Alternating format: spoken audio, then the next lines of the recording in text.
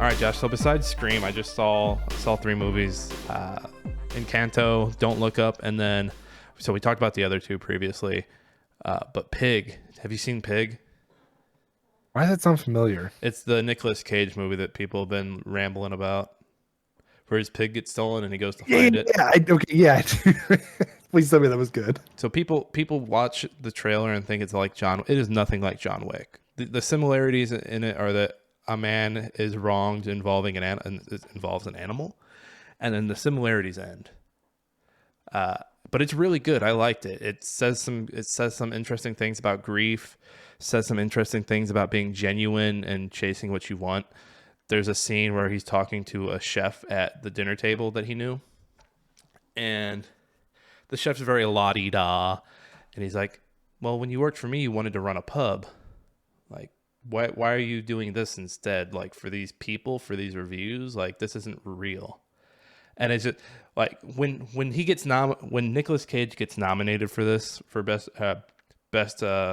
best actor, they like, you know how like they'll play a scene when they go through the best actors. Yeah. That'll be the scene they pull up from this because it is so good. And I know Nick Cage is like very hit or miss with his stuff. I know people like to clown on the guy, but it's really good. It's really good. And that like all three movies I watched that night were really good. And Encanto's got some interesting things about family dynamics and the things that can hurt a family overall. And then Don't Look Up is just basically a metaphor for all this COVID stuff. I don't want to spoil any of the movies, but they're all really good in their own way. I know Don't Look Up is kind of polarizing. I haven't heard anything bad said about Pig though. And it's short. It's only an hour and a half. So I love it when I pull up a movie and it's under 2 hours. I'm like, yes, I'm not going to be here for 2 hours. Yes. I'm so excited. And then I also watched Ted Lasso, the season 2 of Ted Lasso. Have you watched any of Ted Lasso? No, I have not. But people you tell me I need to. Oh, Josh, just watch Ted Lasso. Do yourself a favor. Well, I need to do myself a favor after Friday. Guess what I watched Friday? What'd you watch Friday? Captain Marvel. Oh boy, how was it? It's one of the Marvel movies I haven't seen.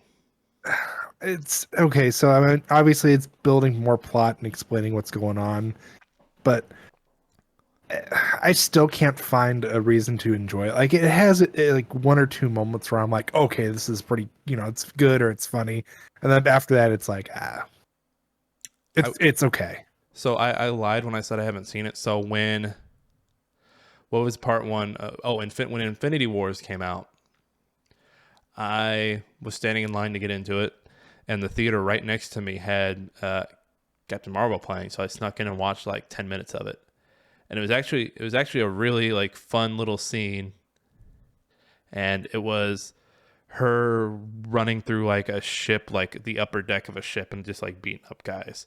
It seemed fun, and I liked that I almost called him Nicolas Cage. I like that Samuel L. Jackson as Nick Fury was in it. But otherwise, because in Endgame, the only reason they brought her in was to have her save Tony, basically. Because other than that, I don't really see what purpose she serves. I think they were trying to serve her up as this like all-powerful person who is supposed to have like a bigger role in Endgame. But I think because of the fact that people, from my understanding, in the crew did not like Brie Larson. She was like a really aggressive person towards everyone. Well, I think she's like aggressive to begin with. Like I think that's just who that's her brand. But right, but everybody else in there is like super like nice and can be a little snotty at some aspects. But like she was like so aggressive. Like people are like, I don't want to work with her. So they're like, okay, we're gonna dumb her down to this. The only reason she is relevant to the plot is because she not only saves Tony, but she also destroys Thanos' ship at the end. Yeah, so she saves Tony. Like, she's floating in space for some reason. She's like, oh, it's Tony Stark. I'll go save him. And then at the end, she plays Pinocchles with Thanos for a little bit. But then it's Tony Stark that ends up So, like, yeah, she brought back the guy who ends up beating Thanos. But also, my same question is, like, and I think it's the messy part of the MCU in general, is when you start messing with the timeline, and because Captain Marvel's set in the 90s, right? She's like 95, I think. She's like a Harrier pilot in the 90s or something in the Air Force. late 80s. late 80s. So where has she been? I know her thing is like, well, I have to save all of these places. I have to be everywhere all the time. But you're telling like you didn't think any of these threats were big enough to come back. Like what was going on? And I hope they address this in Captain Marvel 2, where she's off somewhere fighting this big thing. And like I hope they said it at the same time as like, you know, like Ultron or something. Because I'm sitting here thinking like, yeah, Ultron was a bad dude. The guy who fought Thor in Thor 2 was a bit like all these dudes like did some pretty bad stuff, and it was pretty heavy and it was a big struggle, but you were all floating.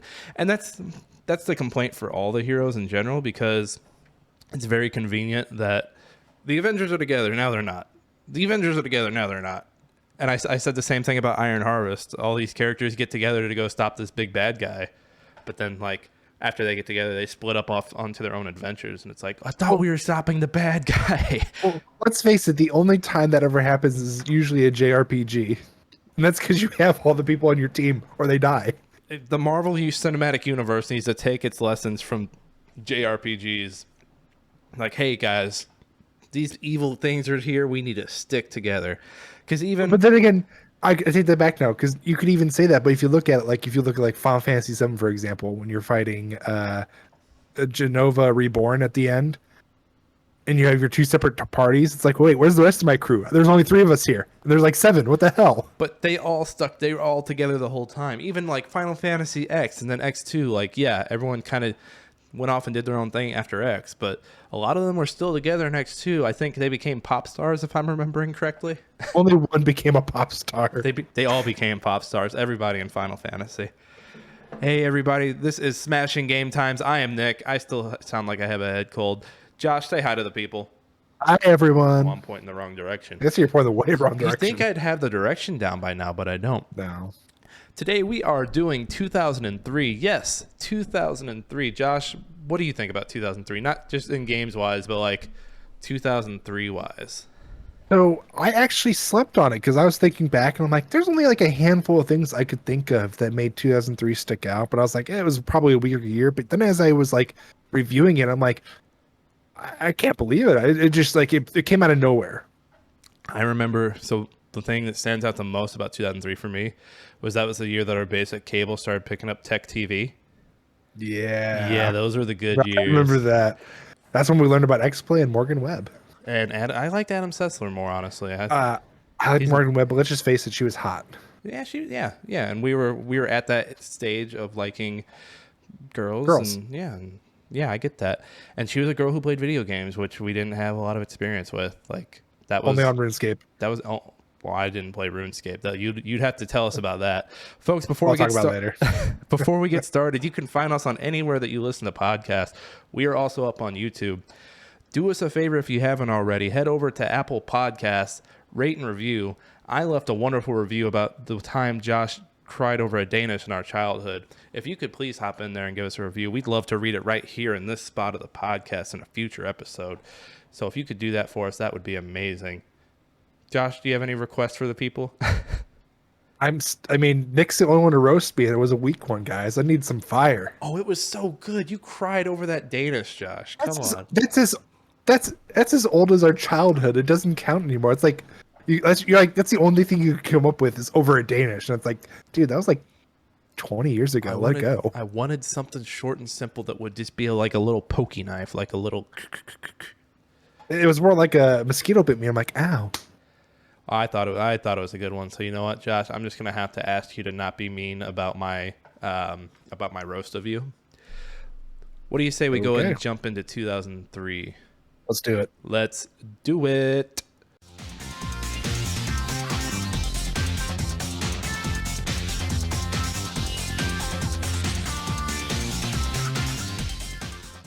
All right, so right off the bat, I had Josh pull this. So if we miss anything, please send your angry emails to Josh. Well, hold on. There were some games I did skip over, but in my defense, it was like a lot of the same, or it was like not as good. Josh, the rule is we cover everything on the count. No, we don't cover everything on the calendar year, or else we I think we tried to do that with the 2000 episode, and we were here for almost forever. 2 hours.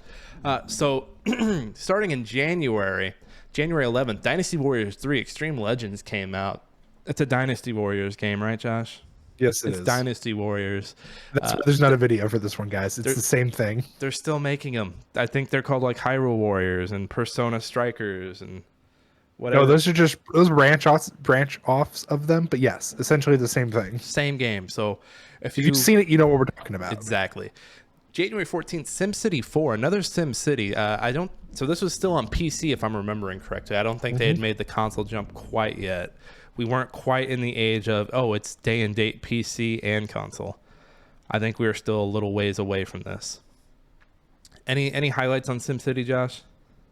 No, No. it's your basic. I mean, literally, it's same thing with Dynasty Warriors. If you've seen one, you've seen them all. There's not much of a difference at this point. Okay.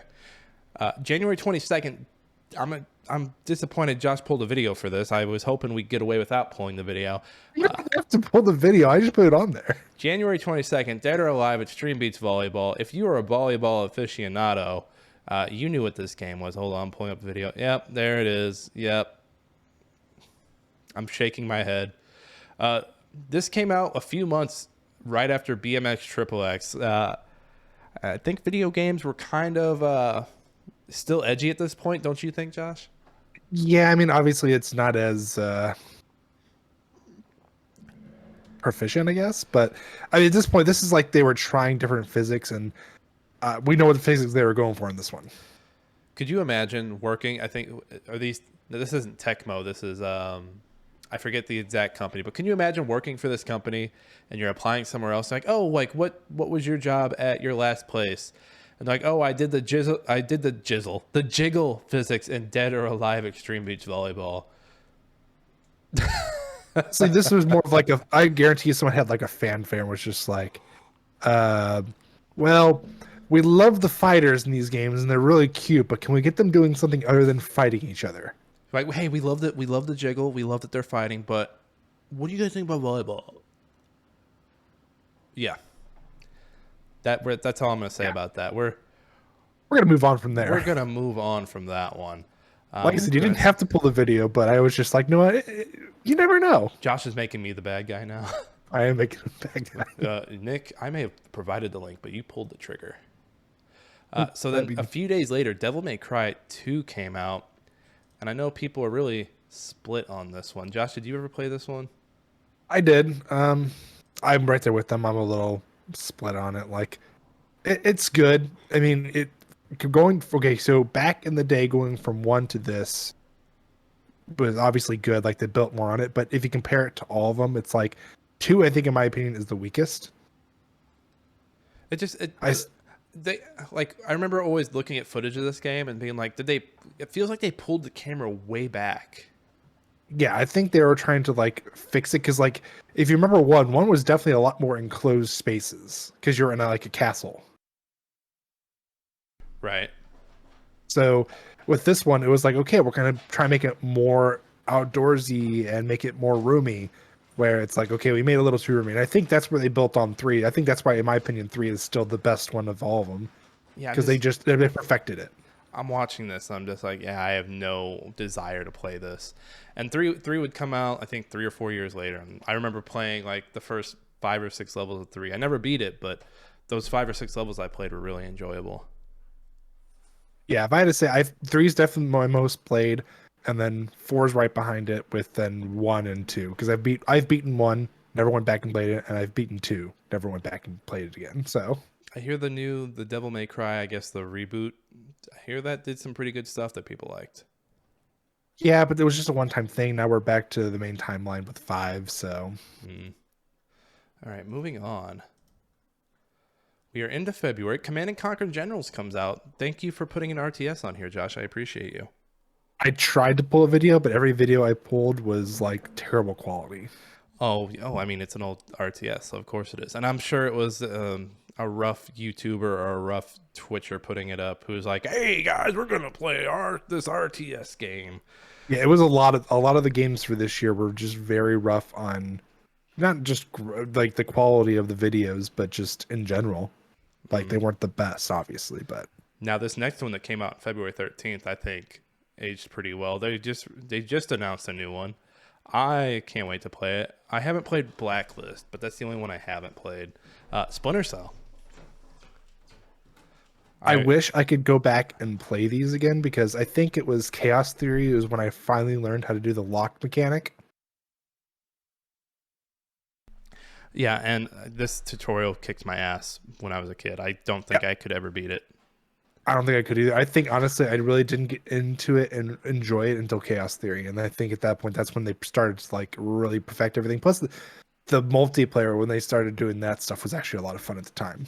I think it was this part right here that this guy's stuck on that I got stuck on.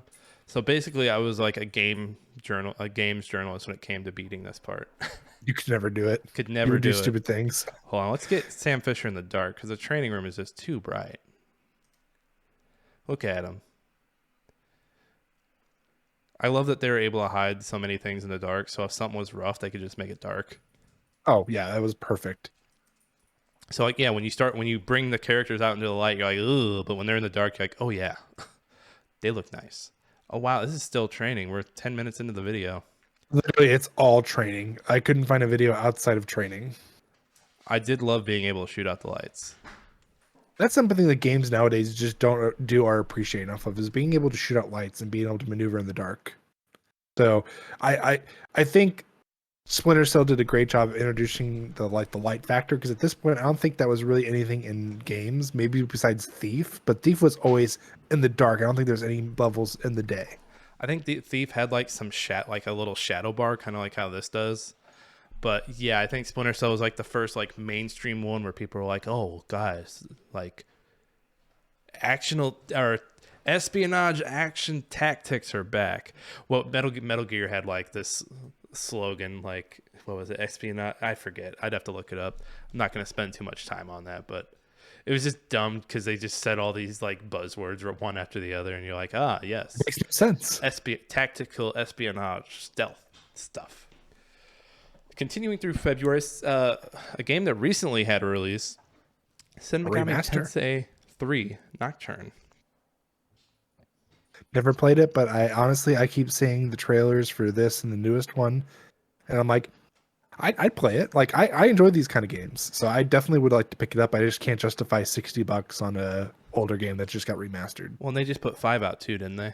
Yeah, yeah. So my question is, are these are basically Persona, like same like engine, same like kind of concept gameplay wise, but was Shin Megami Tensei more like body horror and like scary like Lovecraftian horror?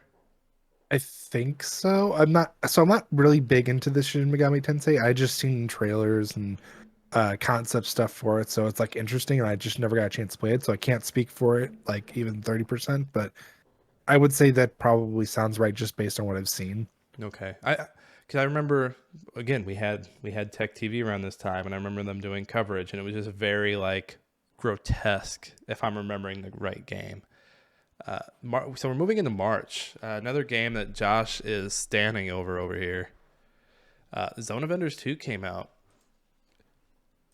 I'll pull this video up for us. Josh, you've played the whole series, right? Yeah. What do you think of this one? Definitely improved on the first, or like I said, the first I think it was just kind of like a love project, just trying to branch out. This one was more than that. There's obviously a whole plot, the graphics, the I mean, just everything in it's fantastic. And this is actually another one that they went ahead and remastered, and now it's actually not only available in remastered, but if you have, I believe it's on PlayStation VR and on all the other VR headsets, you can play it in VR mode. Was So I think it's like, sorry, go oh, ahead. go ahead. I was gonna say, was Kojima also on this one? I think Kojima was also on this one, but I think he was like there just to overlook the story, where they had a whole new team come in to work on the combat and visuals. Because Because I mean, the combat on this one was way better than the first one. so it's similar, but it's more fast paced. There's more abilities. There's a whole bunch of new enemies. Like this, literally, the first enemy you fight is a wave of these new little bots that were never introduced. So it does a really good job on everything. I'm even playing through the remaster right now because I'm a nerd. So I will Nerd. let everybody know how that goes. But yeah, it just all in all, it's better than the first and superb in everything, in my opinion. Yeah, so So timeline wise, I think this would have been when Kojima was working on MGS3, because MGS3 I think is next year. So yeah, yeah, they so were. I think he was finishing up, or they were still working on it when this was being worked on. So he was like, okay, well, I can't be there for everything.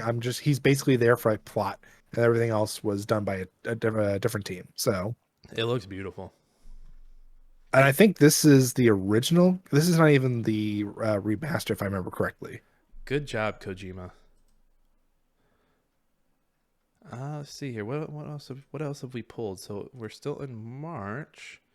March 30th, Marvel vs. Capcom 2 New Age of Heroes. Is this a DLC for the game, Josh? No, so they had different versions. So you had Marvel vs. Capcom 2, and then there was like two other versions. This one, I believe, had all the characters. So basically, everything Marvel vs. Capcom 2 was in this one. Mm. It's like updated, like so. Like if you went to the arcades, you just played the Marvel vs. Capcom 2 or Marvel vs. Capcom 2, whatever the other title was. But this one was like the only home release one, I believe. So this had everything in it. Yeah, 'cause I remember not being able to play it on consoles until because this was Dreamcast. The original was Dreamcast, like the original version of Mhm. 2. And then I don't remember like because it didn't come to Xbox at least for us until 360. I think it was PS2 for this PS2. one. Okay. I believe so. Yeah. I But yeah, with this one, it had all the characters from Capcom and Marvel. I could not hold my own in this game. I would get destroyed. Kids, I tried going to the arcades the other day and I saw this and I tried playing it and I got my ass kicked. Ah, see, and I did it now. Come on. oh, it's okay. It's just the A word. Case in point, I played 2013's Killer Instinct the other day. AI was just handling me, just giving me the business. I had no. It was like, sit down, kid, get out of here. Not in my arcade, sir. You, sir, are getting out of here. Was Marvel vs. Capcom 2 the first one to do like the hey, you have three people, switch between them? Yeah, because I think Marvel vs. Capcom was either 1v1 or it had 2v2 possibly. Okay, so the 3v3 was like probably like the thing that set them apart, right? Yeah. Let's see. Moving into April, Postal 2 on April 15th. Now, this is probably one of the first games I saw covered on Tech TV because they were kicking a detached body part from a person around around a town, and I think this game also had a P button. Yes. It had a P button, There was a lot of controversy with this game at the time when it was being released. and they just put a movie out for it too recently.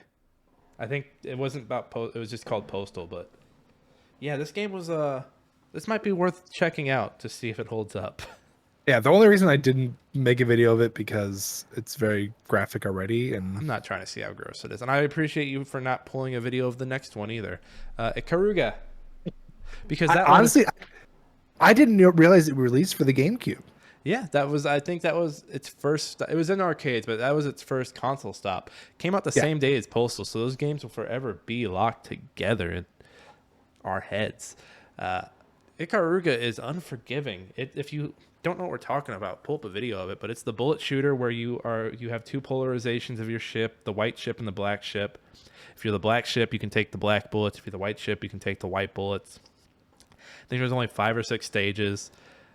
You get points. You get points for like having a continuous combo of like, oh, you're getting eaten up by these bullets, or oh, hey, you killed all the white ships, so you got like a big white ship combo. Tough game, and I'm sure there are people out Very there. hard. I'm sure there are people out there who've played like passive runs where they only killed the bosses, and I hate them for it. But if you love bullet hell, like this game is on the bullet hell Mount Rushmore for sure. Because I forget who this is. I think I think it's Treasure is the developer of this, and I mean Yeah, that's right. they're beloved. I remember I was looking at their Wikipedia page a few weeks ago for some reason, and I don't think they've had a major release since this game. But it's a banger. So like this was a side project. I always love it when a developer comes out with a game that was, oh, this is just something we're farting around with. We hope you guys like it, and it ends up being their thing. Right. So we're moving into May. Josh, I might have you make these lists from now on. We're moving pretty good. May 6th was a Castlevania Era of Sorrow. Was this another Game Boy Advance game. Yes, this was the one that introduced one of the newer main characters people that fell in love with, Soma Cruz. Cruz? This guy? Yeah. What's his thing? So he is the reincarnation of Dracula. Oh, Spoiler alert. so he's a good guy. He is, but they were kind of branching off as like. So this one is like, he finds out all this stuff, and an organization is trying to protect him, and then the second one, which is like Area of Sorrow, or not Area of Sorrow, Era of Despair or something. I forget the next one. Basically, it's kind of like Dracula's castle comes back, and he's like, "Well, this shouldn't be happening," and they're like telling him not to go, and he ends up going. It's honestly, for being a GBA and then a DS game, a series for these two, I'd recommend them. They're really good. They introduce a newer mechanic where you absorb enemies' abilities and can use them to your This is the one that advantage. did that. I think the one before this tried it and it just wasn't as good. Where this one actually implemented it and it worked out really well. So they went full Kirby on this one. They did. Yeah. Yeah. See, like here, he just got flying armor. So So you know what was rough for me on this, on like for Castlevania games. I think my issue with them is that the first one I played was Bloodlines, which was the level based game. So now anytime I see a Castlevania where it's actually like the big map and you're traversing the castle and like defeating the enemies, I can't do it because I picture it as more of a level game. I wouldn't say that's what I think. Everybody, you get like the fan base split where people are like Harmony of Despair, the one where you play as Alucard, Dracula's son. People are like, "Oh, that's really good," because I think that was the first one of the 2Ds that did the open map. It just yeah, I think the fact that I played Bloodline, if I had played Bloodlines later, I guarantee it would have been like, oh, I hate this one. Like give me my big open map back. But Oh no, since don't get me wrong. I love me. My Bloodlines is like my favorite, and that's because we played with that. That's the only one we ever played. But we played the hell out of that. we did play the hell out of that one. But even the 2D ones with the open world, they get better. I think the 3D ones It's a need freaking to like kind lion. of chill out because they try a little too hard. But I just whenever I get like no matter the series, I get overwhelmed when there's a big map. yeah, That was Castlevania. Thankfully, you didn't pull another video for this next one because I don't ever know how to explain it. It is Eve Online. Eve Online. I can't believe it's that old. I didn't realize it was made in 2003 and it's still going. Is Eve MMO? Basically, yeah. MMO for ships That's my in knowledge space. of it. It's my knowledge of it. I tried it. I couldn't get into it. Don't get me wrong. The fan base, from my understanding, is really fantastic. It's like one of the few fan bases where like they Don't threaten work to together chop. on a lot of things, or they have like these huge events. They don't threaten to chop your head off if you're brand new to the series. Yeah, like, literally, if I remember correctly, I think it was like last year or the year before, they had a huge battle. They basically, about a huge fan base got a part of. I think not realistically, but based on what you would spend in game currency compared to the damage done was like $5 million or something. Mm. It's crazy. Like it's a fantastic fan base from my understanding, and it's a very friendly fan base. Yeah, I love it Correct when me if I'm wrong. I love it when you would know more about them than I would. I love it when a Well, I fan meant somebody base else. is contributing to the efforts and not like and I've seen this kind of with the RTS that I play, but you have people in the fan base that want to like want the game to progress and do better and for the dev to thrive. And then you have people who just want to complain and sit there and moan every time something changes, every time something doesn't change that they think should be changed. And I just really like the fan bases where you're like, no, that's a really good fan base. That fan base is like fair. They're like asking questions. They want to know. They want to communicate with the devs. And I think that's something that as we go through these timelines further down the line, you'll start to see more of. You'll start to see that like how it becomes more important and how it helps a game thrive and like becomes long lasting. And we've kind of gotten into a conversation about this before, but I think there's room in a future episode for talking about fan bases and talking about where games are because I mean more and more games are becoming a service and less so like here's our game, please stay, we'll update you as things happen. No, like I think the games, the devs and the publishers are their best at communicating with their fan base And having an open dialogue are the games that are thriving. But we'll get back to more of that. Speaking speaking of thriving, this guy has been thriving for the longest time. May 21st, WarioWare came out. I don't know. Was this the first WarioWare, Josh? Yes. Wario, just doing Wario stuff here. Let me click through this. So this was the Game Boy one, okay? Because I think Wario's been on every Nintendo console. If I'm like a WarioWare game. Not well since then. Yes, I believe that is correct. Oh, I'd be so bad at this. My attention span, like I'd look. Could you imagine if this was out right now, and like so you had your Game Boy in one hand, and then like your phone rang and you picked it up real quick, and then you just completely messed up. Oh, this is a game. WarioWare. Yeah, this is a game you can't. You have to give your full attention to. This is like Sudoku for like psychopaths. Yeah. Get on here, do your Wario Sudoku, and yeah, let's go.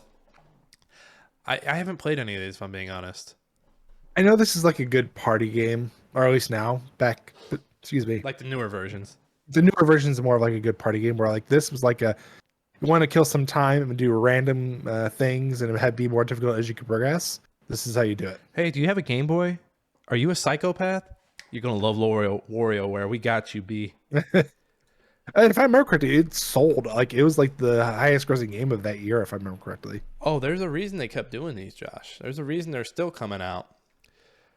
I mean, correct that. I don't think it was the highest grossing game. I think it was the highest grossing game that Nintendo had developed. Their highest Or helped grossing develop. game of Yeah. 2003, maybe Yeah. parts of 2004. 2000, Possibly. I'm sorry. May 28th was the Hulk game. Is this the one that tied into the Ang Lee movie? Yes, I believe that is correct. How bad was it? There's not a video. You couldn't find a video? No, I can find a video, but I didn't put one in You there. didn't put one in there? It wasn't. I mean, this is the one I think, if I remember correctly, because I can't, I get them mixed up every once in a while. I think this is one where you could run up buildings and jump really far and throw things across like the map, basically. So There was a later Hulk game. I think it was like Hulk Ultimate Destruction or something. I think that came out like I think that was like 2005, 2006. Now that one, when we get to that one, we'll pull video for that one because I think that one was pretty good. But yeah, this one, not so much. Not so much. no. Moving into June, we have Mega Man Josh, this better be the only Mega Man with video. Yes, it is the only Mega Man with. It is the only Mega Man with video. There's a rule we must atone to. June 17th, Mega Man Mega Man Network Transmission. Let me get the video up for everybody so they can see the one Mega Man game video that we're looking at today. Was this Game Boy? GameCube. GameCube? This is the one that was super hard and people kept dying, like on the first or second boss, basically. Okay, I remember seeing footage of this. This looks bad. Yeah, and honestly, once my Retroid Pocket 2 comes in, it's gonna be the first game I play on it. So what I question about this is, so the last 2002 we talked about the card battlers. What was that? Battle Network. Yeah, it's Battle Network. Those like were actually pretty good, and like the card gameplay wasn't bad, and you were moving across the grid. This looks awful. Like No, this was their attempt. Like, so they knew with Battle Network that people were like going to be hit and miss because it took away from their 2D platformer. Where this was like their attempt to like, okay, this is a fresh new console. This is the first 2D platformer we have on it, and we're going to do the latest iteration of Mega Man. ew, he's doing way too much talking in this 2D game. Yeah, I couldn't find any other videos that were good, so this is the only one. Sorry. I'm looking for a boss fight. They're talking way too much. Menus. You know what I love in my Mega Man game? My Mega Man games? Menus. Call it Menu Man. But I mean, you have to admit though, for a GameCube game, the graphics aren't that bad. It looks good. Like it looks like it could have been an XBLA game in like 2008. Yeah. What was that underwhelming firepower I just saw? I believe that was Final Farewell, most well known by Vegeta, Majin Vegeta. Vegeta, you didn't have to do that, man. You didn't. He just wanted to fight Goku. Josh, have you seen Cobra? Real quick, have you seen Cobra Kai? I have not. Watch it. It is basically real life Dragon Ball Z. The only thing of it that I've seen is the fight when Daniel's son and I forget the other guy's name. They're in the Johnny. mechanic shop and they're fighting the whole Yes, the and whole- it's weird because at that point in the show they're working together and then they just break out into a random fight, and it was that scene that made me realize it was like, oh, this is Goku and Vegeta. Like, yeah, they're working together, but they still hate each other. June 18th, Sonic Adventure. Ooh, excuse me. Excuse me. Oh my goodness. Top-notch quality here. June 18th, Sonic Adventure DX. Hiccups. director's cut.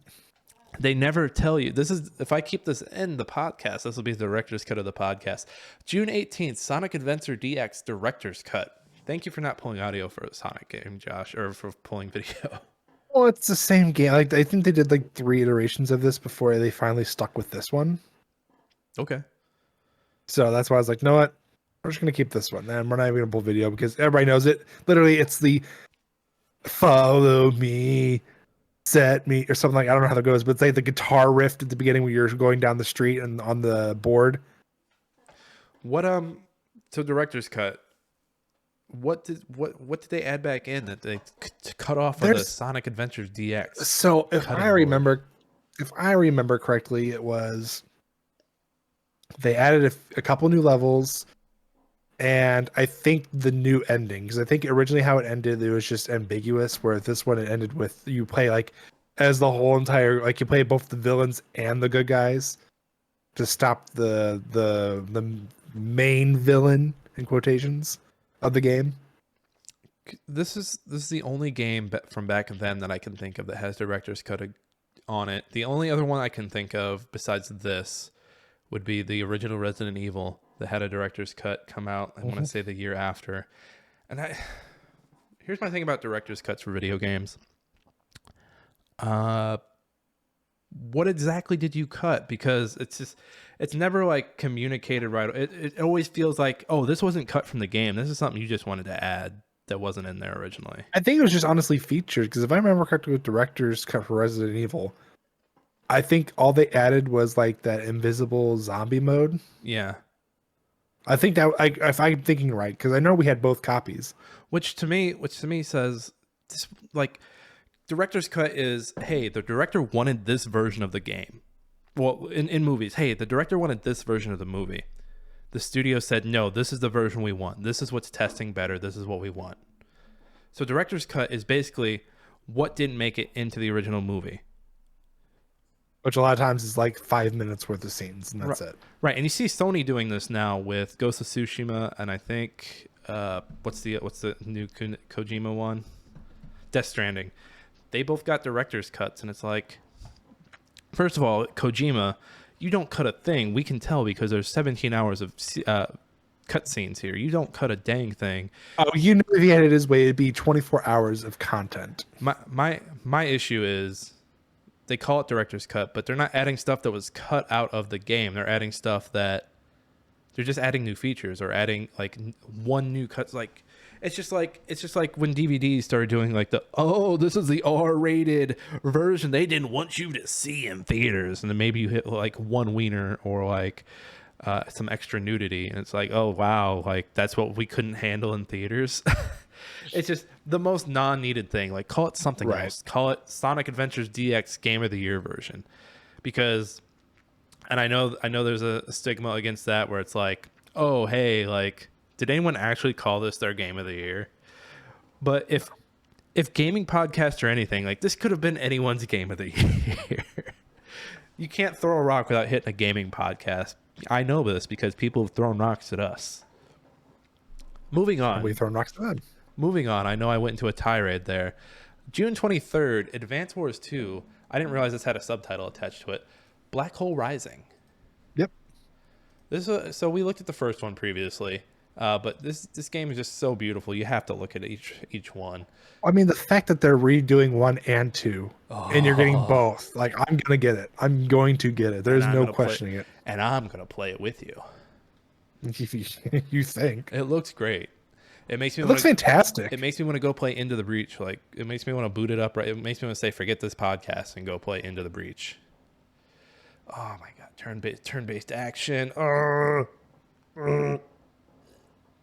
It's, and even then, like, for a Game Boy Advance game, like, yeah, obviously the graphics are not going to be console worth, like, at home console worthy, but for a Game Boy Advance game, this is pretty good. Like, you didn't get this in every single Game Boy Advance game. For a game that's about to be 20 years old, this looks great. Yes. And even then, the fact that the remake basically held on to a lot of the original concept, but just improved the graphics. Like, They're if still you haven't seen trailers, go look at the trailers. they're still sprite based, aren't they? They're still like it's still like basically looks like this, just like upresed.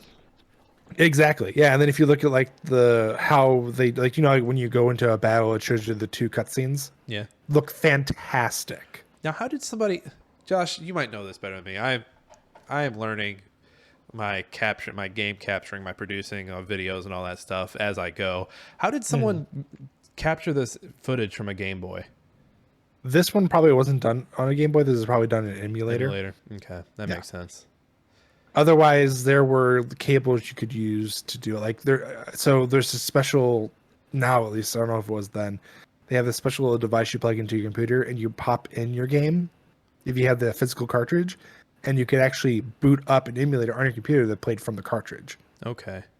See, I always wondered that. 'Cause I remember watching like YouTube videos for tips on like a Dragon Ball Z game, and it always baffled me. I was like, wait, how are they recording this? Yeah, a lot of times it was either done by emulator or they had a special link cable that would you could connect it to. So basically, And then if you also had the Game Boy or if you had the GameCube adapter where you had the Game Boy Advance slot at the bottom, you could do it that way too. you're telling me, so basically you're telling me it was somebody taking the cartridge, dumping the files onto the computer, and playing it from there. For the most part, Basically. yeah. Early stuff, I'm not 100% sure. I'm sure there was a special way. Like I said, there's that cable, but nowadays it's mainly emulator. Hey, if you're listening and you used to dump your Game Boy footage onto YouTube, give us a little insight. We'd love to hear about that. Always interested in learning more about that stuff. All right, Advance Wars. I can't wait for the remakes to come out. I hope that that does really well for them, and they're like, yeah, let's do another one. I hope so too. Moving on, another Mega Man game because Josh is hell bent on putting every Mega Man on this list. Not every, Every just a majority of them. Just a majority of them. On this list, he's going. We have to stop him. Mega Man Battle Network 3. That's more of the card battling, right? Yeah, and honestly, it's the same as the last thing. It's just an updated story and new cards, new enemies. So nothing too different. Honestly, if you want the whole story, they made it a little anime about it. Really, actually, pretty good. I mean, still like obviously it's like Pokemon, so kid friendly, but still good. Then next up is the second entry into one of the greatest trilogies ever told by man. June 30th, Ape Escape 2 came out. Now, I realize I'm saying this. I've never played Ape Escape 2. I played the heck out of that first one. Mm-hmm. Oh my goodness, I caught every monkey. I did all the time trials. The little fly thing, I was good with the I love the little fly thing. The hula hoop, like I was great with The the hula RC hoop. car. The RC car. Like Ape Escape 1 was the first game to really take advantage of DualShock. I think this one didn't really move the needle, and that's why I think it's really forgotten. They eventually got to a 3, if I'm remembering correctly. This looks rough though. I'm not crazy about how anime it is. So yeah, I think so. With this one, it was just kind of like, okay, it's the same concept. All they did was up the graphics, but it's not. So they went like in a little different direction. You thought it would be a little more grainier and a little more kind of like how Ape Escape 1 was, but just more fleshed out. This one was more animated to the point where it's like it wasn't in the right direction. Because even before we had the first Ape Escape, we had the demo, and I played the heck out of that demo too. And like it was challenging. Like these monkeys were hard to capture. Oh, this guy's really bad. Hey, he caught George. 3 attempts. He caught George with the jungle. Now, don't get me wrong, though. Just because the graphics don't look good doesn't mean that the gameplay isn't. I would love to try out number 2 because as much as I love number 1, if they're keeping it just about the same, I imagine number 2 is just as good. I think even the boss fights were good. Like even looking at this, I think it looks great. I just think, like if you play 1, you don't really need to play 2 because they're kind of the same thing. I don't know if 2 really added any like new weapons or anything. I think it honestly was just more the same. It was them saying, "Oh, hey, we can rehash it, but We can at a rehash it better. and put it on the PS2. Instead of Spike, we'll have Jimmy with his little baby monkey. They went full baby Yoda. Like Sony was like, hey, if this hits, we could sell plushies of this little baby monkey. The kids will love it. And it didn't hit, thankfully. I hate those cash grabs like that. Yeah, like I said, I'd still try it out. Like if I ever get a chance, like where I'm bored and want to go through the trilogy, I might consider it. I love first one, so that'll get me through it, and then I'll bite my gums on the second one, and then I don't think I really remember too much of 3, so I might just give it a try just to see. When you do that, let me know, and maybe I'll stick it out with you. All right, fair enough. We get into July. Tomb Raider, The Angel of Darkness. I wasn't really crazy about Tomb Raider until the reboot series. I never understood the big hype. Don't get me wrong. I thought they were fun to some aspect, but I remember playing like Tomb Raider 2, the demo, and not understanding the mechanics and how to do stuff. And I said, this game's really stupid. I remember, I think it was 3 or 2 is the first one I tried playing. And the controls were just so tanky. And I know that's weird because we liked Resident Evil and they were tanky. But at least like... You didn't have the jump mechanic. You didn't have the climbing mechanic. It was like literally you turned and ran. That's all it was for Resident Evil. Where this was like you turned, you ran, you jumped, you shimmied, you did all this stuff. Well, and I think the tank controls in Resident Evil are really like carried by the camera angles. Yeah, because you're more worried about like, oh what's around that corner, that you're okay with being a little tanky. Whereas this, it's behind you, so if something's coming up behind you to attack you, you're kind of screwed. And yeah, like you said, you're just trying to remember a lot of different things. Up next, July 17th. I can't believe you didn't pull video for this one because this is a classic. I'm not gonna lie, I skipped past it, not realizing it. And I'm so mad at myself for doing it. This is a classic. I might have to let me pull one up because I just can't believe that and it's getting remade too. So July 17th, it was KOTOR. KOTOR came out from BioWare. For those who don't know, that's Star Wars Knights of the Old Republic. I really hate when you when you YouTube an old game these days, and the first things that pop up are, is it worth it now? Should you play it now? Should it be remade? Should it be remade? Yes. Should it be? Is it worth playing right now? The original? Not really. And I've made it it's aged. I've made it my personal rule to not click on any thumbnails with a Twitcher or a YouTuber on it. Yeah, I avoid those like the plague. Because it's always like, Josh, and on the count of 3, I want you to do your best thumbnail YouTuber face. 1, 2, 3. Thank you. It's the same every time. And if it's not that, it's always like some like weird expression that no one ever uses. Like or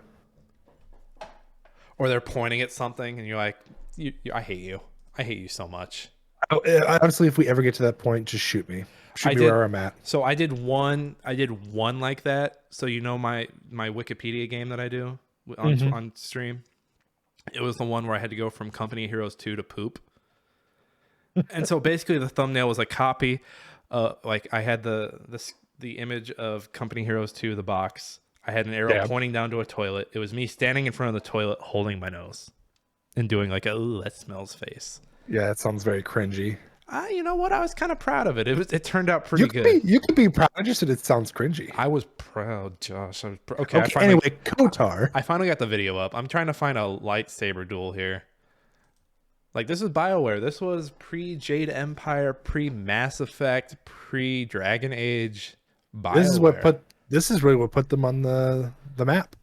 This is what put them on EA's "we have to buy them and run them into the ground" map. Yes. They're doing pretty good at that. I mean, the fact that you could practice or become a Jedi, and there was pod racing. I forgot there was pod racing. Hold on, I clicked through a lightsaber fight now. I feel stupid. Here we go. Oh, look at him go. Stabby stab. And based on the fact that it's red and he's shooting lightning, I'm saying he's practicing to be a Sith. Or, maybe he's a good guy and he just likes, do you ever think there was a Jedi that was like, hey, I really like the red one? And like his Jedi master slapped his hand and said, no, no, no. So I made a big deal about it. Now I'm going to turn the video off. We got KOTOR. We got Kotar. Great twist. Great twist in that one. Now everybody tries to do that same trope. Oh yeah. Oh, maybe you were the bad guy. The bad guy of the podcast was Josh this entire time. There's only one person or one other company that did better than that, and that's the what's it called? You're the soldier, you're in not Baghdad, you're the White Phosphorus. Nick, help me out here. I know we talked about this before. Spec Up's the line. Yeah, Spec Up's the line. That's the only other one that did a fantastic spin on it. And so what was that? 2000. So we'll talk more about that. But that game and BioShock. We'll get there. We'll get there when we get there. Let's go forward. We'll have big old conversations about those. August. We're moving into August. August 5th was Silent Hill 3, the only Silent Hill I've played to completion. So what I really liked about this, and I don't know if it's true for the whole series, there was like the combat difficulty, and then there was also the puzzle difficulty. So I don't know if I brought this up on show before, but for example, one of the first puzzles, you're in a bookstore and you have to line up the books in a specific order. On easy difficulty, they just give you the name of the books. On hard, they just give you the descriptions of the books, and you have to find out the titles by knowing them. And these are all Shakespeare books. And I really did enjoy that. It was dark. I enjoyed I enjoyed the camera behind the back. I love that she had a flashlight at all times. Just an eerie game. And if you know, it's very dark too. If you know about the mirror blood room, creepy, just creepy. And in true trilogy fashion, it really, really plays on the themes of the first one and calls back to the first one a lot. I don't think there's a lot of callbacks to 2. No, 2 is kind of like its own thing, so I don't think really 2 did anything like to stick out other than the fact that they had the weird endings. Yeah, which I don't. Now that I think this one also had a weird ending, a UFO ending as well. It did because it played on that one. Makes me want to go back to the movies and see if they put like a little nod to like the UFO somewhere. Like maybe it was like a kid's room and there was like a UFO ship like in a corner somewhere. That'd be a very terrible callback to it. Like give me something that's just like a little toy in a corner somewhere, like a haha look, haha. I was thinking more like make a joke about it or something. Make it more, you know what I mean? Like don't make it like an item where I have to actually look for it. Make it something that sticks out a little more. Or do like a South Park and have an alien hidden somewhere. Right. Which I don't know if South Park still does that, but I really did enjoy that about South Park, looking for those aliens. All right, moving on. Moving out of Silent Hill. Turn the Silent Hill siren off. Okay, we are now exiting Silent Hill. Please keep your hands and feet in your capacity. Moving on, August 25th was F-Zero GX, which I think is the only F-Zero. It was the last F-Zero we've seen. I don't think we've seen it since the GameCube. No, I think it's just because there's such a hard game.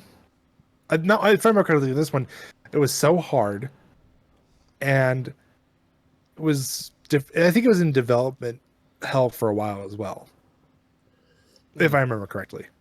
So my theory here is, so this was 2003. Nintendo has Mario Kart and will always have Mario Kart. They tried Diddy Kong Racing. I think that was 97 or 98. Somewhere in that timeline. And then you have F-Zero GX here, which is like their harder racer. I think Nintendo at that point just looked at their portfolio and said, hey, look, we've got a race series that's already really popular. We don't really need to be splitting hairs here and going two ways. Let's just keep on going with Mario Kart. We'll keep adding CCs to the difficulty if people want a hard racing game, but we don't really need to have two racing series. And I think that's why F-Zero kind of took a back seat. Not only that, but let's face it, Captain Falcon, the only reason anybody remembers him is just Falcon Punch. Yeah, he's a Smash Brothers staple for sure. Was he in the first Smash Brothers? No, I don't think he was a staple until Melee. Melee, okay.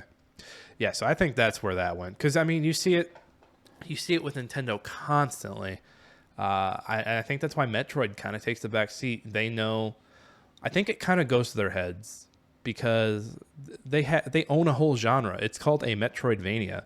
Until we come up with a better name for it, like Nintendo's like, oh no, that's our thing. And Oh, Like, they hate that it's called Metroidvania though. They don't like that. well, it's just like who is it? Like Warner Brothers put a patent on the Nemesis system from the Lord of the Ring games, the Hmm. Shadow games. I'm surprised Nintendo isn't more stingy about that.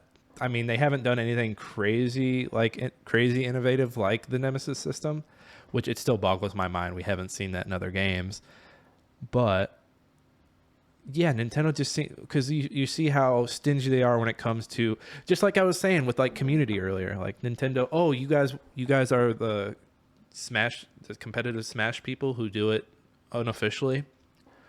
We squash that. Oh, you're emulating our game and putting it out for people. Squash. Like Nintendo, and I get it. Like they want to make their money. They got to make their nut. I get that, but Nintendo don't do that, man. Nintendo don't do it. F-Zero. Yes, F-Zero. F-Zero. Josh is finding these games to send me off into tirades. Josh is just That like, was that was the whole thing for this one. when Josh, we're gonna have to watch out for Josh making lists because I guarantee he's gonna be like, okay, what's gonna trigger Nick? We're gonna. This next one won't trigger you. That's not gonna trigger me. I said it won't. Oh, okay, good. I'm glad that we're not trying to trigger me. No, this one's going to be the remember the good old days. Soul Calibur 2. Calibur 2. Let me look at what was the date the on best. this? August 27th. August 27th. I'm sorry, I meant to say that earlier. I liked it. Okay, so this is when Soul Calibur started doing their guest appearances. I forgot how. Oh wow, yeah, they're very suggestive with their female fighters in this game. Well, who was your favorite guest in this first one? It's a toss up between, honestly, I would have to say Link just because we had the GameCube version, but Spawn was a pretty good number 2. I liked the feel of Spawn. Hihachi. See, my thing with Hihachi, I hate it when fighting characters guest in fighting games because it's like, why don't I just play them over there? Yeah. Like you couldn't get Sly Cooper for the for the PlayStation one. You couldn't get what was another hot PlayStation IP at the time. Couldn't get Crash Bandicoot. Yeah, I wasn't big on Hihachi just because, or you couldn't go and get a Final Fantasy character who has weapons.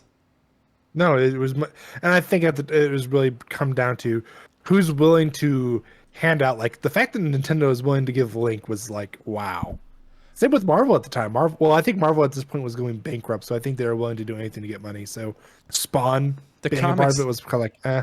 the comics, they aren't selling. We need you. Well, and I think Marvel just had a pretty good year with Spider-Man. See, another suggestive female character. Her butt's like hanging out. Come on, Soul Calibur, do better. At least, Well, they couldn't. at least make Maxie's butt hang out too. Like even the playing field here. Like heck, even if I remember correctly, this was like the last. So they had this one with guest. 3 didn't have any. I think 4 didn't. 4 have Forehead was Ninja Gaiden. What's his name? no forehead Yoda and Darth Vader. Darth Vader. That's right. And then I had Star Killer too. Star Killer was in there. I didn't know Star Killer was in I there. think Star Killer was on there. I think it was DLC. And then 5 had what's his name? Yeah, I think 3 didn't have one. So yeah, this is like, yeah, okay. Oh, I was looking for Valdo. Yeah, Valdo always creeped me out. Perfect. Oh, Nightmare 2. Nightmare scary. Like some of these characters are scary as hell. I loved me Nightmare. Nightmare was just like a powerful character to me. I don't like heavies, especially when they're scary like that. Clicking through to see who else he fights. Inferno.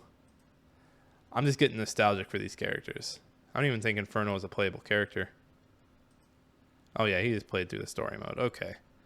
That was. And then I also had that cool like campaign where you went through the world map, fighting different characters, collecting different weapons. The voice like would like say something epic about the map right as the match was beginning. Yes, he feels his sadness void by grabbing his blade and preparing for battle. And then like Hihachi or somebody says something. Right. That's not going to turn this into an explicit episode, Josh. I swear. Moving on. Our language has been good. We said the H word. We said the A word.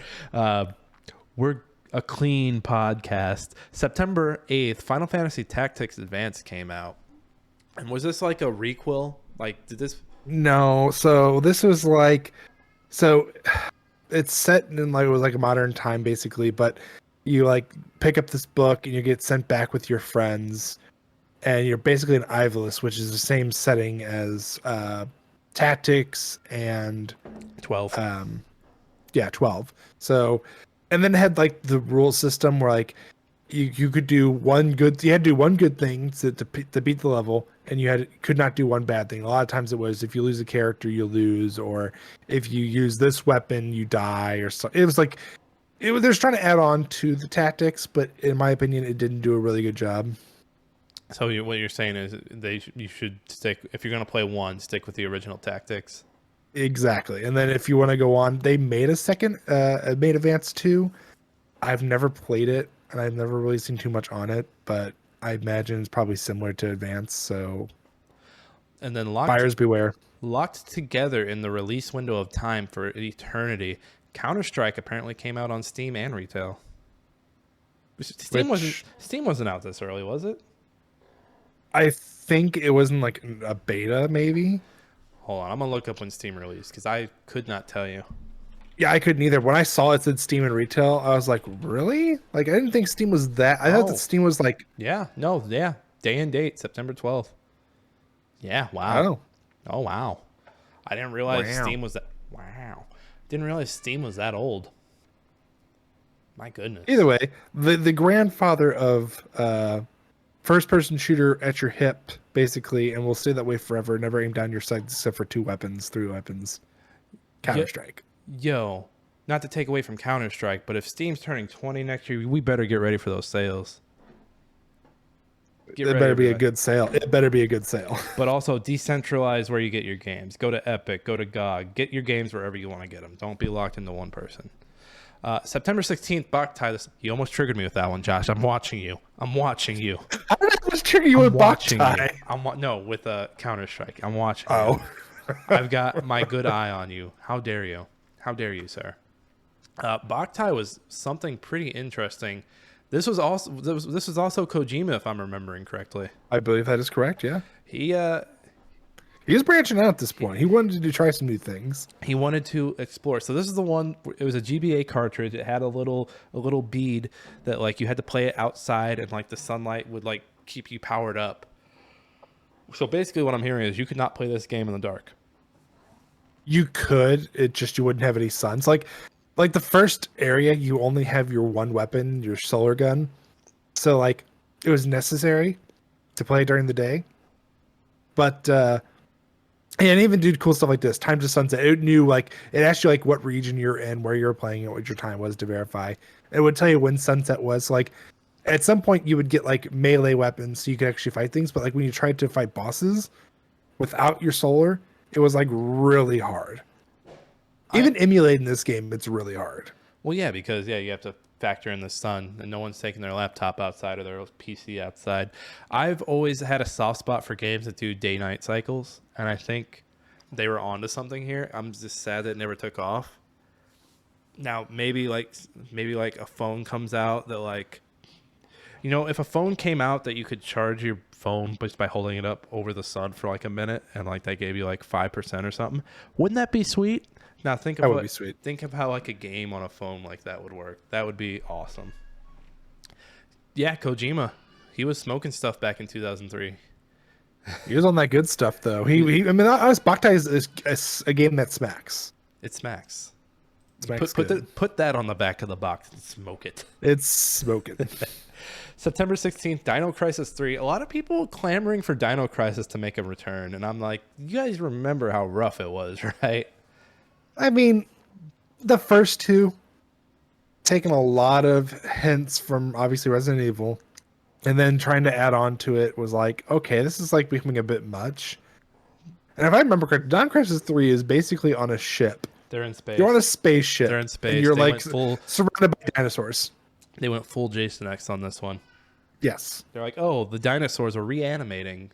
How? Science.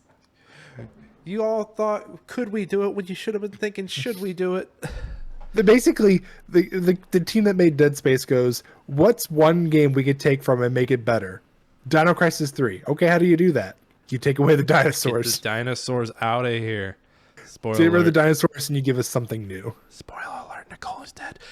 Locked into. Oh my god. Locked in on the same day, September 16th, forever in the history books, together forever.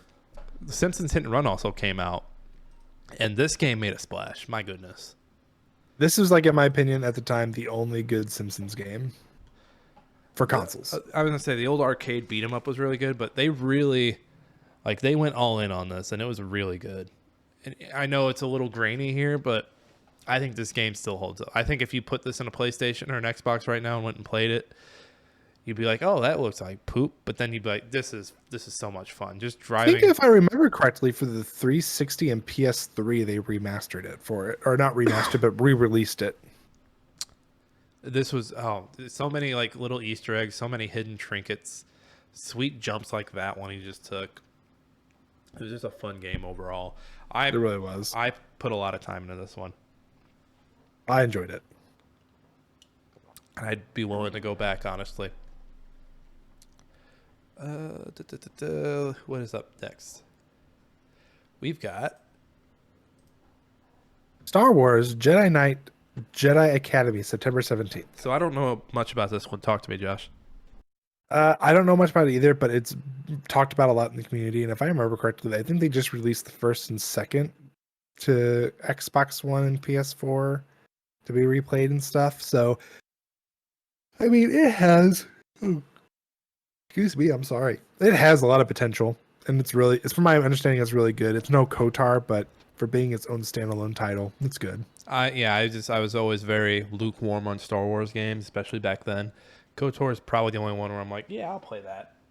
KOTOR, and then the ones for the Super Nintendo, the Super Star Wars, or what it's called. Those were tough. Those were tough, but those were fun too. So one last game here in September, we have DDR Max 2 Dance Dance Revolution. And I think this was the first US console release, because I know they did, like, in Japan at least, like a PS1 release of it and stuff, but I think this was the first US console release. Yeah, those dance mats were terrible. They were terrible. Like, that's why it's better to be an arcade. They slid everywhere. They shorted out really easily. Like, yeah, just if you want to play DDR, go to the arcade. I'm sure dance mats recently, like the more recent ones are better, but they were butt back then. I just remember slipping all the time, like stuff moving. Yeah, don't do it. I recommend it not, but it's cool that they eventually brought them to consoles. Moving into October, Freedom Fighters. These were the Hitman guys. This was a fun little game. You had a hub. You were collecting people. You were plumber brothers. You were basically Mario and Luigi, and you were collecting people to lead an uprising because I think the Soviet Union or Russia took over the U.S. or took over New York at least. You could see a lot of pieces of this game that this is still IDOS, I believe. Mm-hmm. You could see a lot of pieces that went into Kane and Lynch, a lot of pieces that went into Hitman later on. Fun game. I never beat it, but it was fun the time I spent with it. I did. Matt, our brother Matt loves this game. Oh, it's a great game. It's a fantastic, honestly, for how old it is, it still holds up too, and the story is still good. The shooting feels good. There's no cover in this. Like, you no can't take cover, but you could use your environment around you to protect yourself. Mm-hmm. So, October 7th, a game I hold near and dear to my heart, Henshin a Go-Go, baby. This is Beautiful Joe. This game, I'm surprised that we don't see Capcom like playing around with this game, like playing around with this IP more, because this is hot IP. If I record to, they only did 2, right?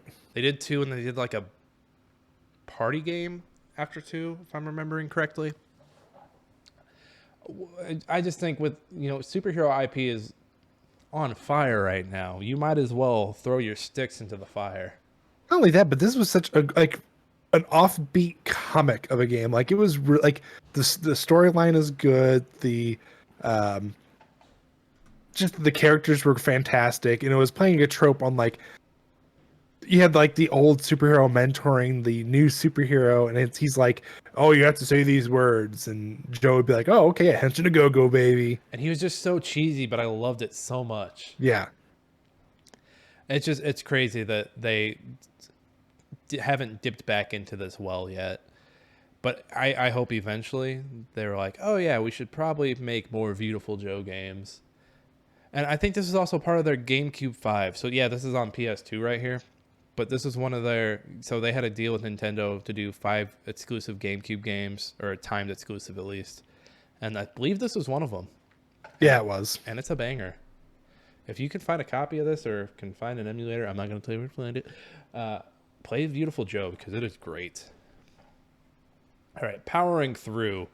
Jack 2 came out. The thing about Jack 2, and that's Jack 2 as in Jack and Daxter, it got away from like the platforming. There was still some of that, but they added GTA style, like, oh, here's a big city, you can steal these rocket cars, go wild. And you know what everybody Guns, Dark Jack. I mean, and you know what everybody did? They stole those cars because they loved it. They thought it was a great change. I loved it. I mean, honestly, Jack 2 is by far the best of all the Jacks. And did you say Dark Jack made his appearance in this one, or was he not here until 3? No, he was here in this one. Light Jack is number 3. Okay, that's right. Jack 2, it was a banger. Naughty Dog kept was on a banger. bringing them. Max Payne 2. This is still Remedy. Remedy was still around for this one.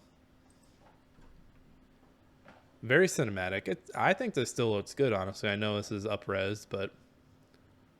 Oh no, we're buffering. We're buffering. Buffering. Stall. Oh, we're buffering again. Oh no. Oh Lord. Okay. Anyway, yeah. So even if you looked at like the unres, it looks really good for its age. Like, yeah, obviously it's an older game, but this is like one of the few rare things where you take a sequel, and it's just as good, if not better, than the first.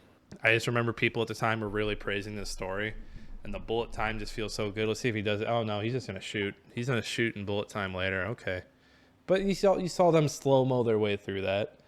I think this is another story about love, if I remember correctly. Poor Max. I think Max Payne 3 is still the best. Oh nope, still no bullet time. This guy's just running and gunning. Okay. This guy knows what he's doing. It's Max a speed Payne. run, Nick. Oh, it's a speed run. No, I'm totally joking. Oh, If it's a speed run, wow. that be glitching out and everything. There it is. He's diving. I hope he dives with bullet time. No, he's not going to. Okay, never mind. This guy just doesn't get me, but that's okay. We don't all have to get each other all the time. No, just sometimes. All right, Josh put 2 more Mega Man games on here, so we need to banish him to the Shadow Realm. Mega Man Didn't X. pull videos though. They both came out the same day, so this is Capcom getting greedy. Actually, these Jack 2, Max Payne 2, Mega Man X7, and Mega Man 02 all came out on October 14th. Really confusing to call your game 02. Well, it's because Zero is the character. It's saying it's the Mega Man franchise. You're following Zero, who is a character, and it's the second game. What stands out about these two? You have a little bit of time here. X7, I think they introduced a third character you can play as, and of course, it's continuing the X series, which is a fantastic series up until you get to like the XY series or XZ part of it, which gets really weird and it's not the same. So you've got that, and then Zero is like the continuation after X, like it's like 1,000 years after the X series, so it's continuing that. Okay. Mega Man time is up. Mega Man time is up, Josh. I think that's the last Mega Man's, so we're good. That we'll ever see in this series ever again because they stopped. No, we'll see. We'll see more. Damn it. There'll be more. There'll be plenty more. October 21st, Castlevania Lament of Innocence. Is this basically another GBA game? No, that one was the PS2. Really? That was 3D rendering. Okay, and it was probably really bad. It was okay. I mean, it wasn't terrible, but it wasn't the best either. It just beat the N64 ones. Gotcha. Locked in on the same day, Crimson Skies High Road to Revenge. I remember this game because there's a scene in it where he's getting ready to be in throes of passion with a partner, and he's drinking a martini or something, and he asks, "Can I keep my socks on?" That's all you remember. That's all I remember. I remember there were planes and stuff. Look at him. He's just so suave. I want the actual gameplay. There we go. I still want to play this game, even though it's almost as old as me. This is like the one Xbox exclusive that got away from me. It's the one I think I can live without playing because I mean, at the time, yeah, I probably would have played it. Now it's like, yeah, Yeah, it's okay. But no, I yeah, I it's really fine. do want to check it out. So maybe that'll be one. That'll be one to check in on once I get settled over here with how to emulate.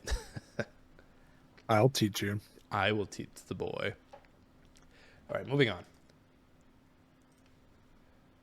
We get into looks like we still have a few in October. So Tony Hawk's Underground comes out, and this is the first one you can get off the board, right, Josh? I believe it is. Yeah. Uh, It's in, no. Well, I think you do. Yeah, I think it was either this one or two. One of them you get off the board. I think you can also put your face in this one as well. So that was fun. Yeah, that's So right. it's another Tony Hawk. Call of Duty comes out. This is for the PC. People were buku crazy for this game. Little did we know what this would lead to. Copy and paste. This is when copy and paste was born. They're like, wait a minute, we can just copy and paste this? What the hell? I mean, think about it though. Like Call of Duty is the first-person shooter equivalent of a sports game. You add one feature, you remove one feature, and you update your roster. Tell me I'm wrong. Oh, hey, you guys like diving in the game? Well, we took it out 2 years ago, but here it is again. You can have it back. It's a new feature. You like the hit stick feature? Well, now we add a grenade feature. Bum, bum, bum. Moving on, because I have a feeling we'll be talking about Call of Duty every episode from here on out. Yeah. November 3rd, True Crime Streets of LA. Now, this is the time when everybody wanted a GTA clone. And the words GTA clone were thrown around so much. You had this. I can't name them all, but there were so many. That was the thing that people were trying to emulate was the GTA 3 was crazy. We need a clone. We need a clone of GTA. Yeah. But I think this is like one of the better clones. This is the closest they've got. Because then they tried doing they did Streets of New York, right? A few that one of years them? later. And that one I remember was hot garbage. But this one was like a good attempt. The And gunplay it had a really good gunplay and fighting was really good in it this was one. so good. So good. And then November 4th, SOCOM 2 came out. And I think this is where SOCOM really came into its own here at this point. Yeah, but of course I threw the multiplayer features for this one. This looks better than the first one. And it plays better. And of course, like we said before, this is where PlayStation flexed its cannons and said, "Hey, this is the future." Hey, and look. they weren't wrong. Like, if I remember correctly, even going into the gen after this one, everybody would not shut up about SOCOM. Like, you still went back and played SOCOM because it was so good. Right. I mean, this looks fun. I mean, hell, you give me a PvE back in 2003. Okay, let's go. That was something very unheard of at the time.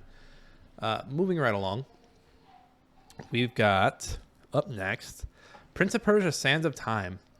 Now, this is the game we have to thank for the 20 Assassin's Creeds that have come out. But this game, like, this game felt so good. The prince has weight. Like, the jumps felt great. The swords, The story, I mean, just everything. I mean, there wasn't a bad thing about this game. this game still looks good.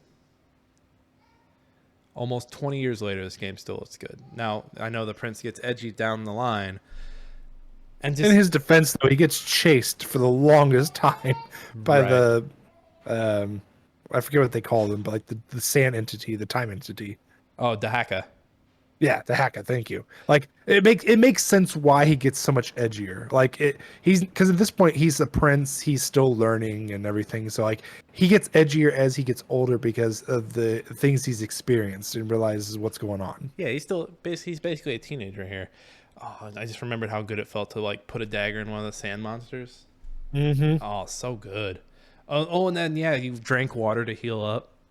Yep. I forgot about that. Oh my god, this game was good. I still think 2 is the best one though of that. Ooh, Josh, be careful. trilogy. Be careful. I say that because Comment section's coming for you. don't get me wrong. No, Sands of Time is by far like it's like you have to give it credit. But I think, in my opinion, 2 was good because not only did you have the same mechanics and same feelings, but you're being chased the whole time, which was so cool. It was the Mr. X system before Resident Evil 2 put it in. Yes. All right, on to the next one. On to the next one. Beyond Good and Evil, a game that we're still waiting on the sequel. Yes. It's never gonna happen. I don't think it's gonna happen. Let me actually put the video up for us. I don't know. When I played Beyond Good and Evil, I just thought it was okay. So I don't understand the huge hype. Don't get me wrong, it's a good game. I just don't understand like everybody's like, "Oh, this is such a fantastic game." Like, it's good. It's not like the best game ever. It's colorful. It's got a nice little overworld. I think I liked the picture taking and the journalism parts, but yeah, The combat is not as good, and like I like the ship. Like, yeah, this part here is like looks fun to me, but that's probably only like one of like the 30 things you get to do. Right. It didn't stand out to me when I played it. It's okay. I don't know why we need to get all worked up about a sequel maybe or maybe not happening. Ratchet and Clank Going Commando. Now, this is where Ratchet and Clank really took off. This also came out November 11th, same as Beyond Good and Evil. It is good. Like we said last episode, this is like the one that set up the franchise. Yeah, the weapon upgrades, new game replayability. Yes, I think this is the first one that had like an arena. You put an arena in the game and just set me free. Like, I'm going to play the arena. And on top of that, you didn't get every single gun when you beat the game the first time. You had to play a second time to get like the upgraded versions of like the Rhino or the bomb gloves and so on and so on. Like, there's upgradable, like you had to get them like maxed out to begin with, and you'd come back for the second playthrough and get like the upgraded version of them that you had to level up as well. Yeah, this game was dripping with unlockables. I just love that you ranked up your guns. And then of course you had your experience bar, you had your gold nuts and screws. Like, once you get them, you unlock certain sheets. It was good. It was a fun game. I always enjoyed it. All right, and then up next, what we got here? This is Legacy of Kain Defiant. Of course you pulled Legacy of Kain, Josh. It's good. Why wouldn't you? It's like it was good. This is right up there with Mega Man, Josh. No, it's good. It's fine. It's not right up there with Mega Man. Don't give me that. Honestly, I know this is up-res, but this looks great. His powers were always fun to like. I never played these, but I would watch videos of them.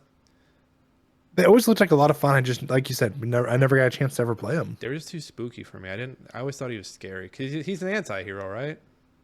Yeah, I think he's anti-hero. Yeah, too spoopy for me. And who is it? This wasn't From Software. This was well, hell, now we need to rewind and see who it was. Crystal Dynamics. That's right, and IDOS. But the fact that he just threw him up there and spiked him, like, come on. That was. You can't tell me that's not cool. That was pretty cool. I just can't believe this game's 2003. All right, moving along. November 17th, we saw Mario Kart Double Dash and Mario & Luigi Superstar Saga release. Superstar Saga is a Game Boy RPG, right? Yep, it's their second attempt at a Mario RPG, and it's the better of them, in my opinion. Okay. I don't think, like, people, and you'll hear this theme constantly. I think people go crazy over this stuff, and they don't really need to. I take that back. I'm sorry. This is the third attempt at their RPGs, if I remember correctly. I misspoke. It was fine. I enjoyed my time with it. Would I go back? Probably not. And then Mario Kart Double Dash, I think, is the Mario Kart that people sleep on. It's honestly, it was good. It was good, but it was slept on. Yeah. Final November 18th, the next day, we have 2 games locked in together on this date forever. Actually, 3 games. 3. Bless you. Thank you. So those 3 games locked together were Final Fantasy X2, Manhunt, and 13. Weird triplets here. Weird triplets. Well, let's see. You get your girl on girl fighting with Final Fantasy X2. You get that's your every Final murder Fantasy. manhunt with Manhunt, and 13 was like the weird uncle who's just kind of sitting there taking a sip of his beer. Your weird uncle that likes anime Yes. or cell shading. Actually, I guess technically 13 would be like the perfect combination of anime and Manhunt combined. So Final Fantasy X2. Here's my question about Riku. She's 15. She's older than that in this one though, because technically it's like 2 or 3 years after. So she's 18. She's legal. Oh God. It's just weird because they had no problem like we're gonna sexualize. She wasn't it? Wait, she was in the first one. Yeah, she's in the first one. Okay, the girl in the black leather wasn't, but she's the No, cousin of that's the girl that was in the first one. exactly. She's the cousin of Lulu. Okay, yeah, I don't think you get away with X2 these days. No, and X2 was weird because it did that whole dress sphere system. Yeah, where they change clothes and stuff. Yeah, so it was weird. I don't know. I just know that when I'm fighting bad guys in turn based, like I'm not putting my swim trunks on and going out there in my flip flops. Yeah, and it was like honestly, it was the one time where it's like they saw X2. X2 was loved, or X2 X. People loved it. It was fantastic. The settings were good. Everything. Like, you know what? Like they were like doing some. They were snorting lines of coke off their strippers' butt. I think I'm like, dude, Josh, why don't we do something similar? Our clean podcast just got a little dirtier. That's the way they like it. Our clean podcast. Oh my goodness. Yeah. So yeah, X2 is weird, but then you get to Manhunt. Manhunt, I mean, obviously a lot of controversy between that because you're watching yourself murder people. Rockstar just got graphically. like dragged through the mud, and then they got out of the mud, and they're like that goofy meme, like I'll do it again. They're like the Trey Parker and Matt Stone of like games, because like people make controversy about it, and they're like, okay, we can make this a lot worse, and then they made Manhunt, and it was successful, and it was worse. Again, they're like, I'll do it again. Like, Goofy, get over here. Goofy. Murder. I'll do it again. Goofy, stop talking. I just remember there being a pig man and him being very scary. So this game was definitely really dark. A lot of scary moments for sure, but people like, I don't understand, like there's more graphical stuff in like movies. Like this was not really that bad. You strangle people. You beat bash their heads in. It's the fact that you're doing it. Like when you're watching a movie, like you're passive. Like this is the active. Like, okay, you just watch Michael Myers stab a guy and stick him on a wall. Oh wait, now it's your turn. Now it's your turn. Yeah, I think that's where the concern comes in. So I can see that side of it, but also then it comes with the argument though. With everything you do, especially video games. This was an M-rated game. Kids were not allowed to buy M-rated games. Don't make a big deal about kids playing it, because guess what? More than likely, it's the parents who bought it. Retailers were also really bad about upholding the M rating, at least back in the day. Now I know when I worked at a retailer, like I had to be stingy about, all right, let's see an ID there, sir. But also, I remember a parent coming in one specific Christmas and asking if he should get his kid Minecraft or Grand Theft Auto 5. Parent of the year. And I recommended Minecraft, but I'm pretty sure he left with Grand Theft Auto. That guy doesn't know what he's talking about. And then anybody guarantee you 2 weeks later, why did you sell me this? Why'd you sell me this? My son just shot up on Aldi's. Well, sir, he wouldn't have shot up on Aldi's if he got a Minecraft. Yep. At best, he would say there's a lurker over there. And then he'd be like, what the hell's a lurker? What's a lurker? And then 13 was like the comic book first-person shooter. Are they re-releasing that? They already re-released it. Okay. I thought so. I wasn't 100% sure. That's the 2003 release window. You know what I just realized? I don't think is Vice City in there anywhere? Or was Vice City 2002? It was PC, but it was like it was weird. It said PC was released, but it was weird. So I think we might have missed it, but Vice City came out somewhere in this mess. And Vice City, just to give it its due, like I think the thing that people hold on to about Vice City was that soundtrack and just like the use of it for its theme. Like it was amazing. I don't know the soundtrack, but I love you know how, like everyone they have that weird talk show that they'll do. Oh, Laszlo's talk show. That's just- He brings on a nudist, an open nudist to talk about sexuality, but he also brings on like a conservative pastor in the same conversation. It's like, why are you mixing these two people, Laszlo? Vice City was 2002. The 2002. PC release was 2003. I'm sorry, people. Wikipedia has let us down. Our research. Josh, before we fall apart because of our research, what do you say we get into the news? Let's do it. Read all about it. Latest football scores. Morning paper. Morning Star. Paper, mister? It's time for old news.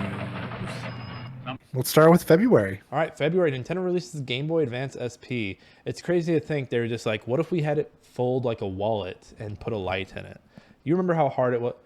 Oh, you remember how hard it was to squint? Does that thing turn on though? It's going to be charged, but it does turn on, yeah. Okay. The light was the game changer. Oh, yeah. Well, not only that, but this just feels like, obviously I'm an adult now, so it doesn't feel quite as good, but as a kid, it just felt better. Well, and the other one was like too long, I feel like. I mean, it was more like, it was just like this, basically. Yeah. With the screen in the middle. If you're listening, Josh has a Game Boy Advance SP with a snake sticker on it. Yeah, it's going to get cleaned up. It was Andy's brother's, and I got it for free, so. So moving into March, more Nintendo. Josh weighing heavily into Nintendo with the news. Nintendo stops production of the original Game Boy and Game Boy Color worldwide. Goodbye, Game Boy. Yeah, well, this year, these news articles or news moments in the 2003, there wasn't a lot in there. I mean, there was a lot, but a lot of it was like Nintendo.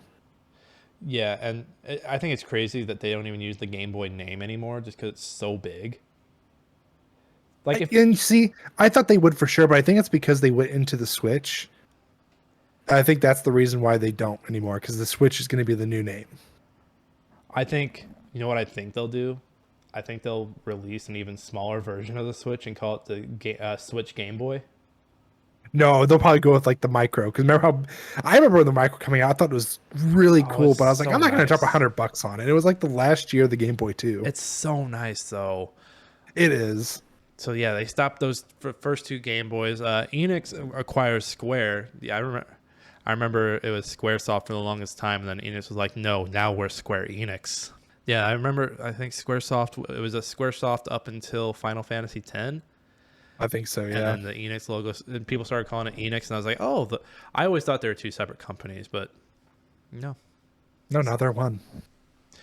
Obsidian gets founded, which is crazy to think because Obsidian, I think their first game is KOTOR 2, and it comes out a year. It comes out a year from them coming out, which is crazy. KOTOR 2 like put them on the map. Even though KOTOR 2 was not as good as KOTOR, it actually put them on the map. Yeah, it's crazy that Obsidian continuously puts these great games out that are like notoriously buggy. But like people, I think that they look towards that for that. But people still love them. Like, so that was buggy. I think Fallout New Vegas was a little buggy at launch. New World, like they are very notorious for this, but people still love them, and I can see the charm. No, September 23rd, Nintendo stops production of the NES and the Super SNES. I'm sorry, the SNES. Yeah, so Nintendo was just like, yeah, we got to stop this, which is crazy. Yeah, I think at this point, I'm surprised they were even going this far with it. I thought for sure by now, like the NES would have been done for sure. The Super NES, I could believe that, but the NES, really? Yeah, you would have thought like these would have been stopped a while back, but I guess Nintendo was like, no, there's still money in this. We're gonna keep going for a little bit. Nokia releases the hybrid N-Gage. I remember how bad that thing was. You could talk on it like a taco. It was terrible. You had to take the battery out. The games was terrible. You had to take the battery out to put the game in. Yeah. I'm disappointed you didn't put any N-Gage games on the chart, Josh. It didn't list any. And then Nintendo states that its next generation console would be fully compatible with the GameCube, which it was. You could play all your GameCube stuff on the Wii. Oh, you forgot the one underneath it because it's blended in with Nokia. But oh, okay, yep. First PlayStation Portable prototype shown by Sony. Oh yeah, Jesus. PSP was already in the zeitgeist. We were already talking about it. Jesus. because they did that, and then they started showing things for the PS3, and people were like losing their minds over it. So I'm gonna call it now. I think 2003 is probably one of the bigger news years.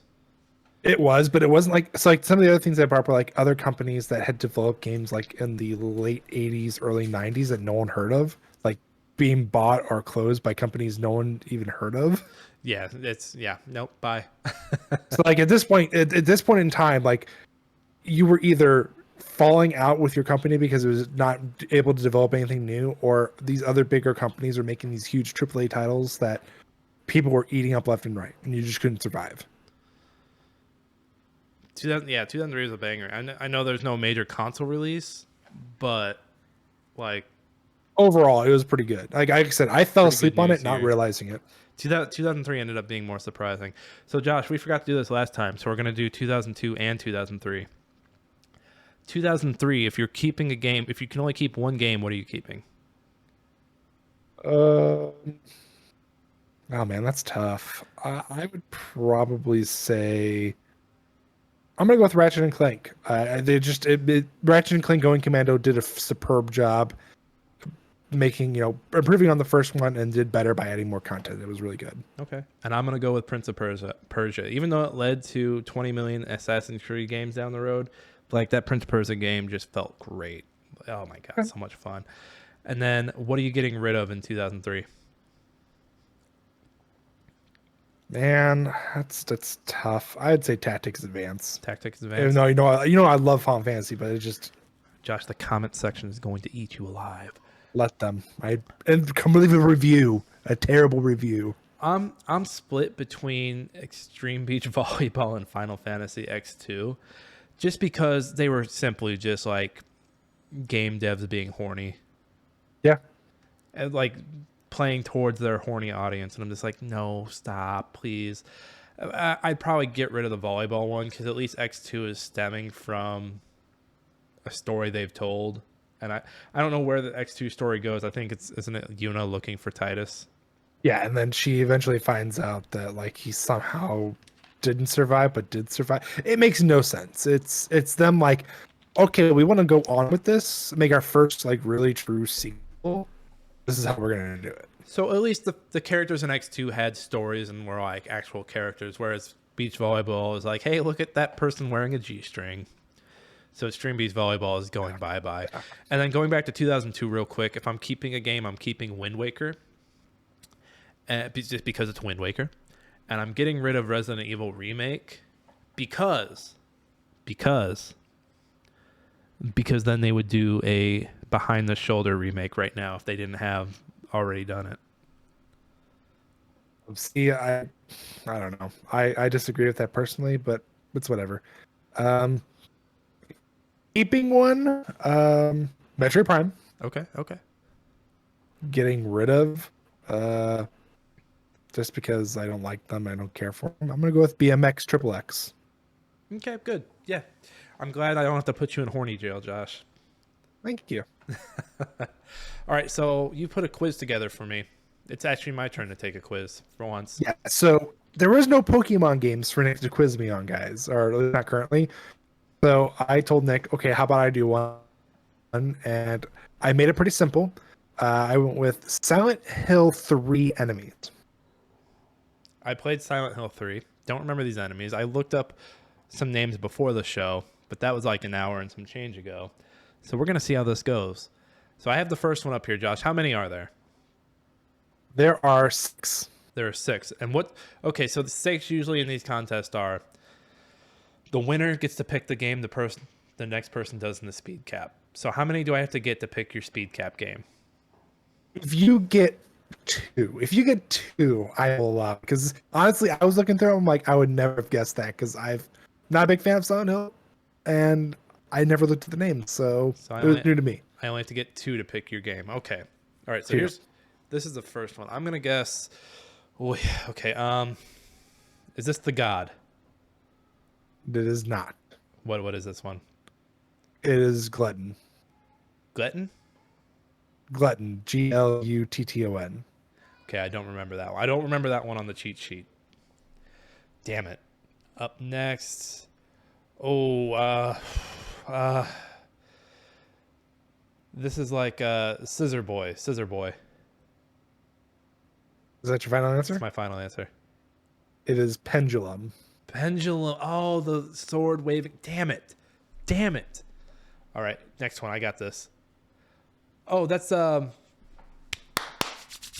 Oh, it's off top of my. It's something worm. It's not the gulp worm. Gulp worm is Resident Evil 3.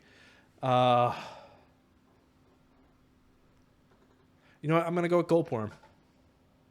No, I'm just gonna give it to you since you said worm. It's Split Worm. Split worm. Okay, yeah, because of the split, he kind of looks like something I can't say if we want to keep this episode clean. I will give it to you because I mean, honestly, the fact that you said worm was impressive. This is. What? Damn it! Why couldn't Pyramid Head make an appearance in 3? Is this Corpser? What is it? No, it is Missionary. Missionary. What a dumb name. Dumb. Right? That's what I said. Was we have these? Oh, this is is this Glutton? We just did Glutton. I'm gonna let you retry that. Oh, this is it Bruiser? Insane Cancer. Insane Cancer. He does look like an insane cancer. Oh, this is the two-header. It's like the head splitter. It's because the two-headed dog. It's like head splitter or something like that.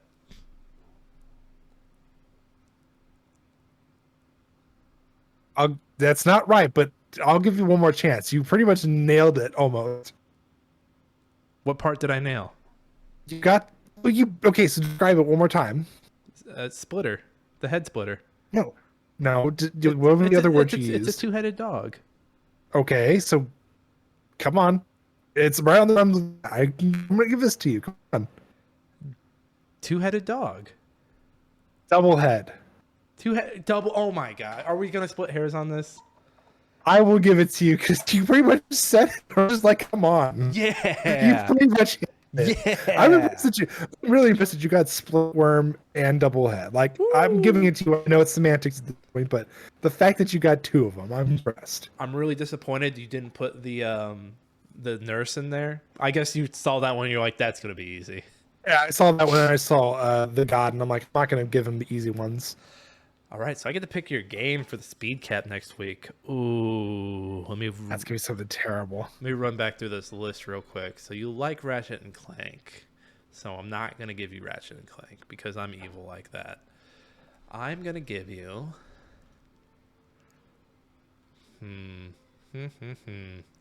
Looking. I want you to tell me the tale of. Not beach volleyball. Prince of Persia, Sands of Time. Okay. All right. I can do that. Sweet. I can't wait for you to struggle through that. I'm so excited. I cannot wait. That's going to be a good time. That's 20 minutes of me destroying your childhood and winning at the same time. Well, you know what's fun about that? It's basically a tale of the prince telling a tale. Yeah. And that I always found that fun because, like, when you died and you were out of rewinds. Yeah, that didn't happen. But no, that's not how it happened. Hold on. I always loved that. So this time next week, Josh will be doing a speed cap on Prince of Persia: Sands of Time. We haven't picked a punishment yet. I think we might do that live on the show. Let the winner decide what it is right there. Guys, this has been Smashing Game Times. I'm Nick. You can find me on Twitter at @ThatKaufman. I'm also on Twitch at NickFatKnight.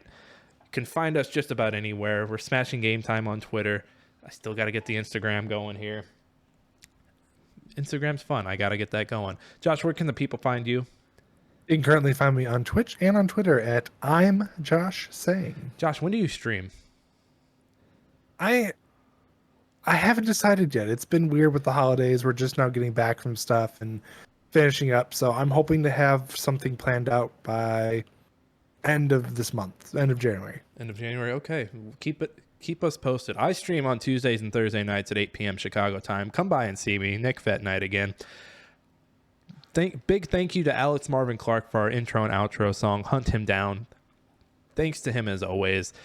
We have a link to his SoundCloud in our show notes, so check that out. And again, rate and review us wherever you get your podcast, but Apple Podcasts especially, because they look at that stuff. And we're trying to drive those numbers up, trying to get more people on board. I was on a thing. There's like over 1,000 gaming podcasts, Josh. 1,000 gaming like live active. And I was digging through them all just to like see what else is out there. It's a wild west. It makes sense how hard it is to like get things up and going, but we're having fun here. We're doing the work. We're having fun. Josh, any last words before we depart? Yeah. Review. Like you said, Nick roasted me, and he does a terrible job at it, guys. I want literally roast me. Josh roast me in the reviews. Josh wants that real roast, that premium A1 roast. Make it happen. I want that Wendy's Twitter roast. It's a good roast. That's a very good roast. All right, everybody. We're smashing game times. We'll see you next week for Josh's speed cap of. I almost called it Always Sunny. We'll be back next week with Josh's speed cap of Prince of Persia: Sands of Time. Until then, I'm Nick, And I'm Josh. and that is the show. Damn it, that's a terrible outro, Josh. That was a terrible. Outro. My brain is fried. I am Nick. That is Josh. And I am Josh. Josh, say bye to the people. Bye, everybody. Everyone keep having a smashing game time, and we'll see you next time. Wow.